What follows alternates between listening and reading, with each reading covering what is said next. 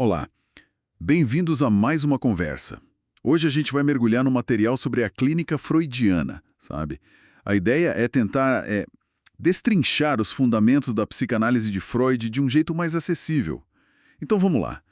Como é que esse texto que a gente viu define a psicanálise? É mais que uma terapia comum, né? Sim, sim. O texto apresenta como uma ciência do inconsciente, uma forma de investigar mesmo, né? Para tentar entender o significado que está por trás do que a gente fala, faz, sonha. Isso, tipo sonhos, as fantasias. E o método principal para isso seria a tal da associação livre. Exatamente, a pessoa falando o que vem à mente, sem filtro, sem censura. O texto também define como um método psicoterápico, né? Focado em interpretar, bom, a resistência, a transferência e o desejo. Certo. Vamos organizar essas ideias. O material parece insistir muito em alguns pilares, né? Tipo, aceitar que existe o inconsciente, Uhum. processos psíquicos inconscientes, isso. Em reconhecer que a gente resiste a certas coisas, que tem o recalcamento, e também a importância da sexualidade e do complexo de Édipo. E o ponto interessante é como o texto coloca isso, né? Ele meio que diz que, para se dizer freudiano, segundo essa visão específica do material, teria que concordar com tudo isso. É uma visão bem fechada, digamos. Falando nisso de quem se encaixa ou não, o texto aborda a analisabilidade. Quem, afinal, poderia se beneficiar da análise segundo essa leitura? Ele menciona algumas exclusões clássicas, né? Tipo psicoses mais maníaco-depressivas, esquizofrenias, mas abre para histeria, neuroses. Doenças psicossomáticas, algumas depressões, mas sempre com uma ressalva, né? Que o tratamento pode ter surpresas. Exato. E essa questão da analisabilidade, ela se conecta muito com outra ideia, a capacidade do paciente de formar uma aliança de trabalho.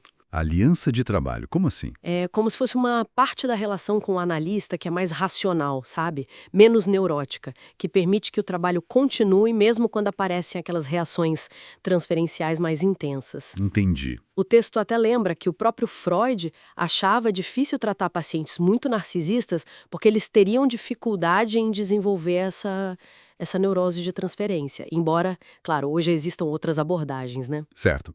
Agora, voltando para a associação livre. O texto diz que é a forma principal de comunicação na análise clássica. Como funciona na prática? O paciente só fala? Basicamente, sim. A instrução é tentar dizer tudo que passa pela cabeça. Pensamentos, imagens, sensações. Sem se preocupar se faz sentido, se é apropriado, se é lógico. Sem censura. Parece simples falando assim, mas imagino a dificuldade. Totalmente. E por que essa regra é tão central? A ideia é que, falando assim, livremente, o material inconsciente consiga, escapar um pouco das defesas que a gente usa no dia a dia. Ah, interessante. E quando a pessoa não consegue? Quando ela evita um assunto, fica em silêncio? Aí a própria resistência vira o foco da análise. O texto vê essas resistências como forças que se opõem ao trabalho, sabe?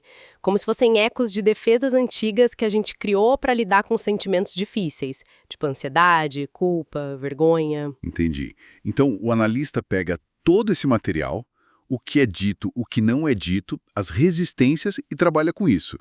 O texto menciona algumas técnicas, né? Isso. Ele fala em algumas etapas ou ferramentas. Primeiro, a confrontação. Que seria mostrar para o paciente o que está acontecendo. Tipo, olha, você está evitando esse assunto. Exato. Tornar o fenômeno explícito. Depois vem o esclarecimento, que é detalhar mais, isolar aquele padrão que apareceu. Certo. E aí, Aí vem a interpretação. que é o coração da coisa, segundo o texto. Tentar dar um sentido inconsciente para aquilo. Qual a origem, qual a causa por trás.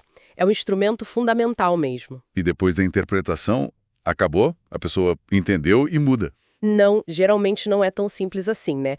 O texto fala da elaboração, que é um trabalho longo, complexo. Ah, a elaboração.